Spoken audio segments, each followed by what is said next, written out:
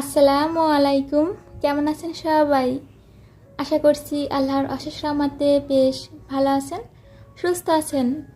আমরা আলহামদুলিল্লাহ খুব ভালো আছি। নতুন আরেকটি ভিডিও নিয়ে আপনাদের মাঝে হাজির হয়েছি। আমার নতুন ভিডিওটিতে আপনাদের সবাইকে স্বাগত জানাচ্ছি। প্রতিবারের মতন আজও কিন্তু সেই রান্নাঘর থেকেই ভিডিওটা শুরু করেছি।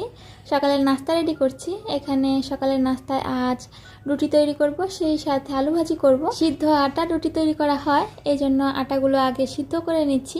পর্যাপ্ত পরিমাণে পানি ফুটিয়ে নিয়েছি, এরপর লবণ দিয়েছি।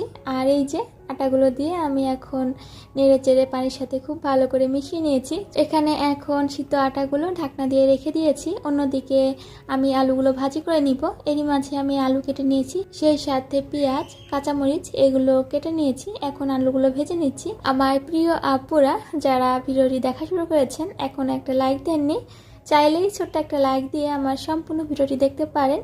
এদিকে পেঁয়াজ এবং কাঁচামরিচটা ভেজে নিয়েছি, এরপর দিয়েছি হলুদ এবং লবণ, কেটে রাখা আলুগুলো দিয়ে দিয়েছি। তো এখন আমি কিছুক্ষণ এভাবে রান্না করে নিব। চুলায় আলুটা ভাজি হতে হতে অন্যদিকে আমি রুটির জন্য রুটির ডোটা করে নিব, সেই সাথে রুটিগুলো তৈরি করে নিব। এই তো ঢাকনা দিয়ে আমি চুলায় আলুগুলো ভাজি হতে দিয়েছি। অন্যদিকে এই যে আটা যে সিদ্ধ করে রেখেছিলাম এগুলো ভালো করে মথে নিব। আটা কিন্তু আগের থেকে একটু ঠান্ডা হয়েছে, তো এই অবস্থায় খুব ভালো করে মথে নিতে হবে। আটা যত ভালো করে মথা হবে রুটি কিন্তু তত সুন্দর গোল এবং ফুলকো হয়। আটার ডো যদি সুন্দর করে মথা না হয় তাহলে রুটির সাইডগুলো ফেটে যায়, এতে করে রুটিগুলো দেখতে সুন্দর হয় না, তাছাড়া রুটি কিন্তু গোলও হয় না। এই জন্য বলেছি। এদিকে আলু ভাজিটা হয়ে গিয়েছে, এখন আমি বাটিতে তুলে নিব।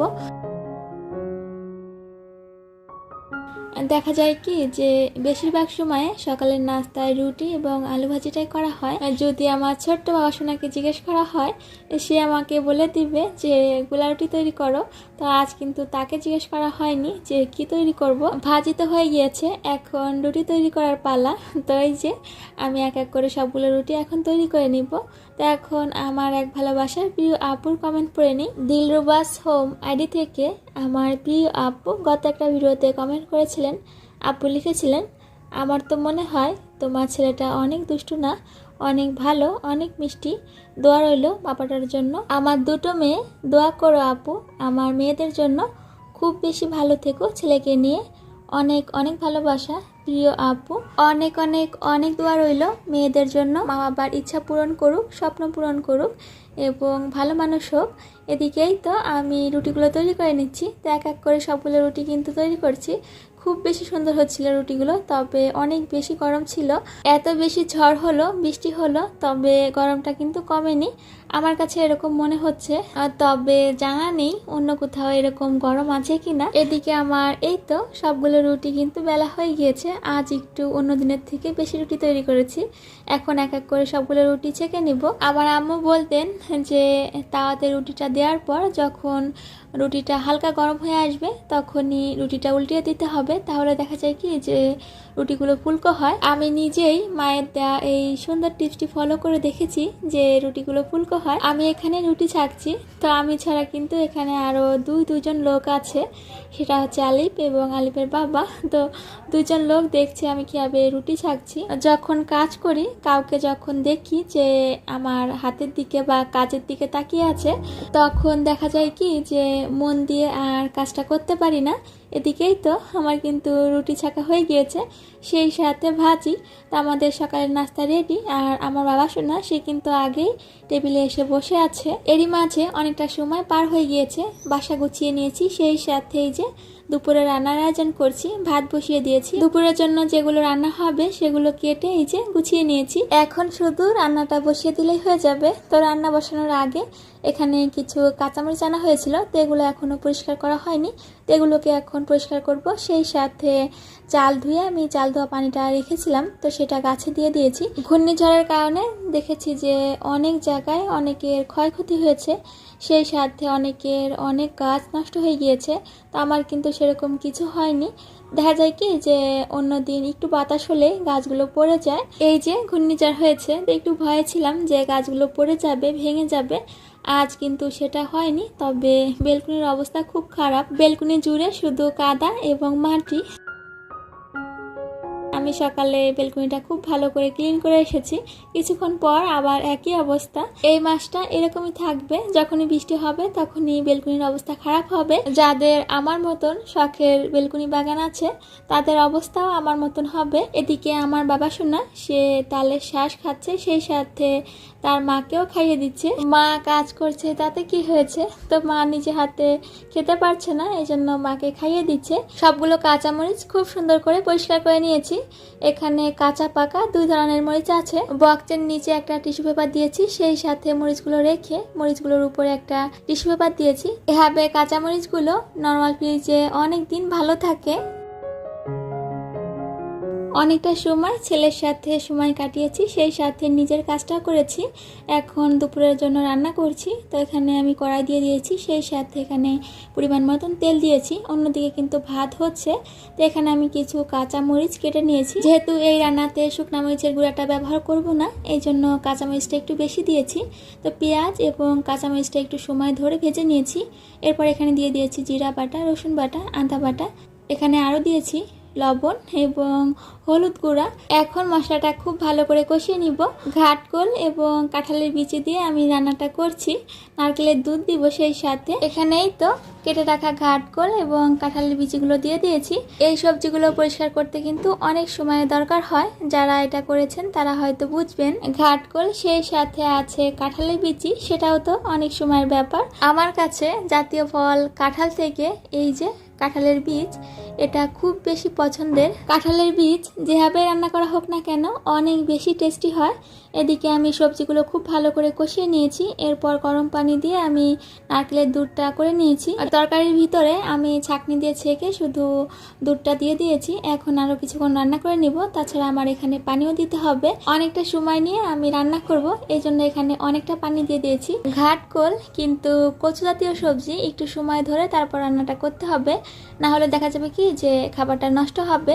অনেকেই এই ঘাটকোল বা খারকোল এই জন্য খাবারটা খেতে পারে না। এরই মাঝে ভাত রান্না হয়ে গিয়েছে। তো ভাতের মাঠটা আমি ঝরিয়ে নিয়েছি। এখানে মাছ এবং কাঁকরোল ভাজি করব, এই জন্য এখানে দিয়েছি হলুদ গুঁড়া, দিয়েছি শুকনো মরিচের গুঁড়া এবং পরিমাণ মতো লবণ।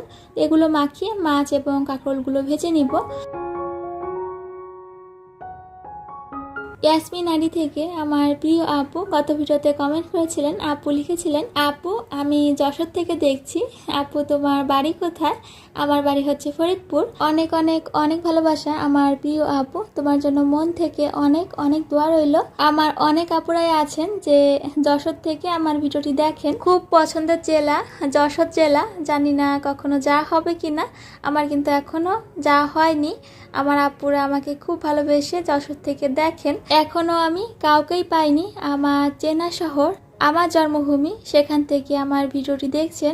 যেহেতু আমার কোনো আত্মীয় স্বজন আমার ভিডিও দেখে না, সেই জন্য কিন্তু আমার ফরিদপুর শহর থেকে কেউ আমার ভিডিও দেখে না। আমার প্রিয় আপুরা আছেন যশোর, খুলনা, মাদারীপুর, রাজবাড়ী।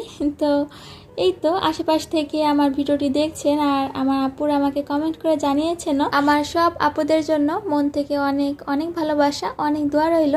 এদিকে মাছ ভাজি করে নিয়েছি, সেই সাথে এই যে কাঁকরোল ভাজি, সেটাও কিন্তু হয়ে গিয়েছে। তো আমি এখানে পেঁয়াজ এবং কাঁচামরিচ দিয়ে ভেজে নিয়েছি। যেটাই ভাজি করি না কেন, সেটা কাঁকরোল হোক, বেগুন হোক বা মাছ হোক, এখানে পেঁয়াজ এবং কাঁচামরিচ এই দুটা জিনিস দিতেই হবে, না হলে মনে হয় যে রান্নাতে কিছু একটা অসম্পূর্ণ থেকে গিয়েছে। ভাজি তো হয়ে গিয়েছে। এদিকে কিন্তু ঘাটকোল এবং কাঁঠালের বীজের যে তরকারিটা রান্না করছি সেটাও কিন্তু হয়ে গিয়েছে। এখন বাটিতে তুলে নিব। চুলায় রান্না বসিয়ে এরই মাঝে বাসার অনেকগুলো কাজ সেরে ফেলেছি। তাছাড়া এই যে রান্নাঘরটা কিন্তু সুন্দরভাবে ক্লিন করে ফেলেছি। এখন শুধু কড়াই আর প্যানটা ক্লিন করলে হয়ে যাবে। রেগুলার পাতিল কড়াই পরিষ্কার করার জন্য আমাদের তারের মাজনি প্রয়োজন হয়। মাঝে মাঝে হয় কি এই তারের মাজনিগুলো অল্প দিনে মরিচা পড়ে ভেঙে নষ্ট হয়ে যায়। এই জন্য আমি পানিতে কিছুক্ষণ ফুটিয়ে তারপর ব্যবহার করি, এতে করে অনেক দিন মাজনিটা ভালো থাকে।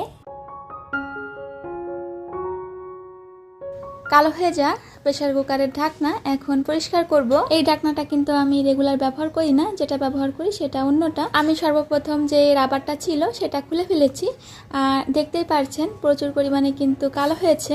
এই দাগগুলো আমি খুব অল্প সময়ের ভিতর তুলে ফেলবো। কুকারের এই ঢাকনার সাইডে যেই কালো দাগগুলো রয়েছে এগুলো পরিষ্কার করতে কিন্তু একটু ঝামেলা, তো আমি যেভাবে পরিষ্কার করছি সেটা কিন্তু আমার কাছে সহজ মনে হয়। তাছাড়া আমি এভাবে আগেও পরিষ্কার করেছি। কুকারের ঢাকনা আমি চুলার জাল জ্বালিয়ে একটু সময় নিয়ে এটাকে গরম করে নিয়েছি। এখন ঢাকনাটা খুব বেশি গরম অবস্থায় আছে, একটু সাবধানের সাথে কাজটা করতে হবে। চাকু দিয়ে আমি ময়লাগুলো তুলে ফেলছি। যেই জায়গাতে অতিরিক্ত ময়লা আছে সেগুলো কিন্তু আমি এভাবে চাকু দিয়ে তুলে ফেলছি, আর খুব সহজে ময়লাগুলো কিন্তু উঠে পড়ছে। হয়তো আপনারা দেখেই বুঝতে পারছেন। এই সব সাইডের জায়গাগুলোতে এমনিতেই ময়লাগুলো তোলা সম্ভব না, এই জন্য আমি চাকু ব্যবহার করেছি। যেই জায়গাগুলোতে অতিরিক্ত ময়লা ছিল সেগুলো কিন্তু আমি চাকু দিয়ে তুলে ফেলেছি। ময়লাগুলো সম্পূর্ণ তোলা হয়ে গেলে ঢাকনাটা যেহেতু গরম অবস্থায় ছিল আমি কিন্তু পানিতে ভিজিয়ে ঠান্ডা করে ফেলেছি। এরপর উপরে যে সিটিটা উঠে সেটা খুলে নিয়েছি। প্রচুর পরিমাণে ময়লা আটকে ছিল, সেটাও কিন্তু চাকু দিয়ে আমি ক্লিন করে নিয়েছি। এখন ভিম লিকুইড এবং তারের মাজনি দিয়ে খুব ভালো করে এটাকে মেজে ঘষে পরিষ্কার করে নিব। অতিরিক্ত যেই ময়লাগুলো ছিল সেগুলো তো তুলে ফেলেছি, এখন যেই হালকা ময়লাগুলো আছে তারের যেই মাজনিটা আছে সেটা দিয়ে তুলতে চেষ্টা করেছি, তো যেটুকু পেরেছি উঠেছে, আর বাদবাকি যেটুকু আছে এই যে আবার চাকু ব্যবহার করছি। তো চাকু দিয়ে আমি কিন্তু বাদবাকি যে ময়লাটা আছে সেটা তুলে ফেলছি। পানিতে ভিজানোর পর এই যে হালকা যে ময়লাগুলো আছে সেগুলো কিন্তু নরম হয়ে এসেছে। ঢাকনাটা পরিষ্কার করতে আমার 5 থেকে 7 মিনিট লেগেছে। তাছাড়া আমি দুপুরে রান্না করে তারপর কিন্তু ঢাকনাটা পরিষ্কার করছি। আমি যেভাবে কাজ করি বা যেটা আমার কাছে সহজ মনে হয় সেভাবেই তো কাজ করি, আমার আপুদের সাথে সেটাই শেয়ার করি। আরও কিছুক্ষণ তারের মাজনি এবং ভিম লিকুইড দিয়ে আমি এই ঢাকনাটা ঘষে নিয়েছি। এই তো খুব সহজভাবে কিন্তু ঢাকনাটা পরিষ্কার হয়ে গিয়েছে। কয়েক মিনিটের সময়ের ব্যবধানে ঢাকনাটা এত সুন্দর পরিষ্কার হয়েছে, দেখেই ভালো লাগছিল। আমরা যখন রেগুলার প্রেসার কুকারের ঢাকনাটা ব্যবহার করি দেখা যায় কি যে রান্নার পর আমরা তো এটাকে ক্লিন করি, তবে এই যে ঢাকনার সাইডের যেই জায়গাগুলো আছে এগুলো কিন্তু আস্তে আস্তে করে কিছুদিনের ব্যবধানে কালো হয়ে যায়। কালো হয়ে যাওয়া এই প্রেসার কুকারের ঢাকনা অল্প সময় এভাবে পরিষ্কার করা যেতেই তো পারে, আমি তো এভাবেই পরিষ্কার করি। কালো হয়ে যাওয়া ঢাকনাটা একদম নতুনের মতন হয়ে গিয়েছে। দুপুরের রান্নার আগেই আমি কুকারের ঢাকনাটা ক্লিন করতে চেয়েছিলাম, সেটা আর হয়ে ওঠেনি, সময়ের সাথে পেরে ওঠেনি আর কি। এদিকে খাবারগুলো ডাইনিং টেবিলে পরিবেশন করে নিয়েছি। সন্ধ্যার দিকে কিছু না কিছু নাস্তা তো রেডি করতেই হবে। কিচেনে চলে এসেছি নাস্তা রেডি করতে। এখানে নিয়ে নিয়েছি আটা, দিয়েছি লবণ, দিয়েছি পরিমাণ মতন তেল। এগুলো ভালো করে একই সাথে মিশিয়ে নিব। কিছুক্ষণ সময় ধরে মিশানোর পর এখানে ঠান্ডা পানি দিয়ে আমি একটা ডো করে নিব। আর সন্ধ্যার নাস্তা সিঙ্গারা তৈরি করব, এই জন্য আগে ডোটা রেডি করছি, পরবর্তীতে আলু ভাজি করব, মানে সিঙ্গারার জন্য পুরটা রেডি করব। আলু দিয়ে যেহেতু সিঙ্গারার পুরটা করব এই জন্য আলু কেটে নিয়েছি, সেই সাথে পেঁয়াজ, মরিচ এগুলো কেটে নিয়েছি। এখানে দিয়ে দিয়েছি পরিমাণ মতন তেল, এরপর দিয়েছি পেঁয়াজ কুচি এবং কাঁচামরিচ কুচি। এগুলো একটু সময় নিয়ে ভেজে নিব। বাইরে থেকে অতিরিক্ত বেশি নয়েজ আসছে, আমার ইচ্ছা থাকা সত্ত্বেও আমি পারছি না নয়েজটাকে বাদ দিতে। রাতে যখন ভয়েস দিতে বসবো তখনও তারা কাজ করছে, দিনেও কাজ করছে, কখন কি করব নিজেই বুঝতে পারি না। এদিকে পেঁয়াজ এবং কাঁচামরিচ ভেজে নিয়েছি। এরপর এখানে দিয়ে দিয়েছি রসুন বাটা, জিরা বাটা, দিয়েছি আদা বাটা, এরপর দিয়েছি শুকনো মরিচের গুঁড়া, হলুদ গুঁড়া এবং পরিমাণ মতন লবণ। কেটে রাখা আলুগুলো দিয়ে আমি কিছুক্ষণ রান্না করে নিয়েছি। আলুগুলো সিদ্ধ হওয়ার জন্য আমি অল্প কিছু পানিও ব্যবহার করেছি। ঢাকনা দিয়ে আলুগুলো সিদ্ধ হয়ে আসা আগ পর্যন্ত আমি রান্না করে নিয়েছি, তাছাড়া পানিটাও কিন্তু শুকিয়ে নিয়েছি। এই তো আলুর পুরটা রেডি, এখন শুধু সিঙ্গারাগুলো তৈরি করে নিব। তবে হ্যাঁ, এখন যেহেতু এই আলুর পুরগুলো গরম অবস্থায় আছে এগুলোকে আমি ফ্যানের বাতাসে রেখে ঠান্ডা করে নিব। চুলা থেকে নামিয়েই এই গরম আলুর পুর দিয়ে যখন সিঙ্গারা তৈরি করা হবে তখন কিন্তু সিঙ্গারাগুলো ভালো হবে না, সেই সাথে সিঙ্গারাগুলো ছিঁড়ে যাবে। এই জন্য পুরগুলো কিছুক্ষণ বাতাসে রেখে ঠান্ডা করে নিয়েছি। এখন আমি একটা রুটি বেলে তারপর এই যে মাঝখান থেকে কেটে নিয়েছি, আর এভাবে ভাঁজ করে সিঙ্গারা তৈরি করে নিচ্ছি। এভাবে ভাঁজ করে সিঙ্গারা তৈরি করতে আমার তো খুব ভালো লাগে, তাই তো আমি এক এক করে এভাবে সবগুলো সিঙ্গারা তৈরি করে নিব। তবে আমার ছেলে এটাকে সিঙ্গারা বলে না, সমোসা বলে, যেহেতু ভাঁজগুলো সমোসার মতন। সিঙ্গারা তৈরি করার জন্য যখন রুটি বেলা হয় তখন লম্বা করে রুটিটা বেলা হয়। একটা রুটি বেলে মাছ থেকে কেটে আমি 2 টুকরা করে নিয়েছি, আর একটা রুটি থেকে কিন্তু 2টা সিঙ্গারা হয়ে থাকে। আমার প্রিয় আপুরা যারা এখনও খুব ভালোবাসা দিয়ে আমার ভিডিওটি দেখছেন কিন্তু এখনও আমার চ্যানেলটি সাবস্ক্রাইব করেননি, যদি ভালো লাগে তাহলে আমার চ্যানেলটি সাবস্ক্রাইব করে আমার পাশে থেকে যেতে পারেন। যেসব প্রিয় আপুরা অলরেডি এই কাজটি করে ফেলেছেন আপনাদের সবাইকে জানাই অসংখ্য ধন্যবাদ। সিঙ্গারার রুটিগুলো সাধারণত অন্য সব রুটি থেকে একটু মোটা হয়ে থাকে। আমি এখানে সিঙ্গারার জন্য যেই কয়টা রুটি তৈরি করেছি একটা রুটিও সুন্দর হয়নি, সেই সাথে গোল তো হয়নি। তবে হ্যাঁ, সিঙ্গারাগুলো কিন্তু দেখতে খুব সুন্দর হয়েছে। সিঙ্গারার রুটিগুলো যে সুন্দর হয়নি সেটা দেখে বোঝা যাচ্ছে না। অনেকগুলো সিঙ্গারা তৈরি করে নিয়েছি, এতগুলো সিঙ্গারা তো আর ভাজা হবে না, তো এখান থেকে আমি কয়েকটা সিঙ্গারা ভাজবো, আর বাদবাকি যেই সিঙ্গারাগুলো থাকবে এগুলো আমি ডিপ ফ্রিজে সংরক্ষণ করব। যেভাবে প্লেটে আছে এভাবে আমি ডিপ ফ্রিজে রেখে দিব। তারপর সিঙ্গারাগুলো যখন শক্ত হয়ে আসবে তখন আমি জিপলক ব্যাগ বা বক্সে করে রেখে দিব। এই তো আমার কিন্তু এদিকে সিঙ্গারা ভাজা হয়ে গিয়েছে, আমাদের সন্ধ্যার নাস্তা রেডি। সিঙ্গারার সাথে সস না হলে তো চলেই না, সসও এনেছি। আপনাদের সবার সুস্বাস্থ্য কামনা করে আজ বিদায় নিচ্ছি। আল্লাহ হাফেজ, আসসালামু আলাইকুম।